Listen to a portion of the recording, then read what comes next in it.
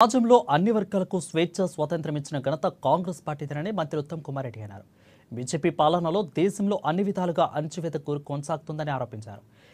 ఇప్పుడు జై భీమ్, జై బాపు, జై సంవిధాన కార్యక్రమం అవసరమని వివరించారు. ఇక రాష్ట్రంలో కులగణన, ఎస్సీ వర్గీకరణకు కాంగ్రెస్ పార్టీ కట్టుబడి ఉందని అన్నారు. కుటుంబ సర్వేలో పాల్గొనని కేసీఆర్ కుటుంబం కూడా సామాజిక న్యాయం గురించి మాట్లాడుతుందని ఎద్దేవా చేశారు ఉత్తమ్ కుమార్ రెడ్డి.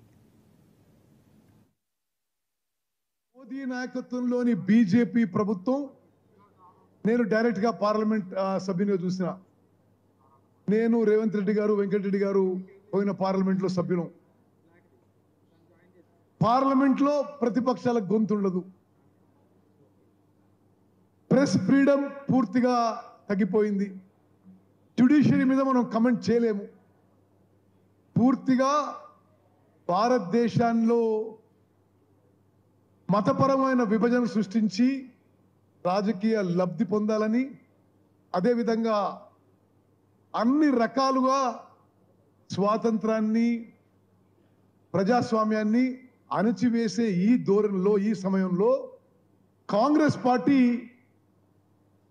జై బాపు, జై భీమ్, జై సంవిధాన్ అనే స్లోగన్ తీసుకోవడం ఇది చాలా సందర్భోచితంగా మనం చేస్తున్నాం. ఈ టైంలో ఎస్పెషలీ దేశంలో డెమోక్రసీ క్రష్ చేసే ఈ టైంలో ఈ స్లోగన్తో ముందుకు పోవడం మనందరికీ, మనకి, మన కుటుంబాలకి, మన పిల్లలకి, వాళ్ళ పిల్లలు కూడా అవసరం చెప్పి మనం చేస్తున్నాం.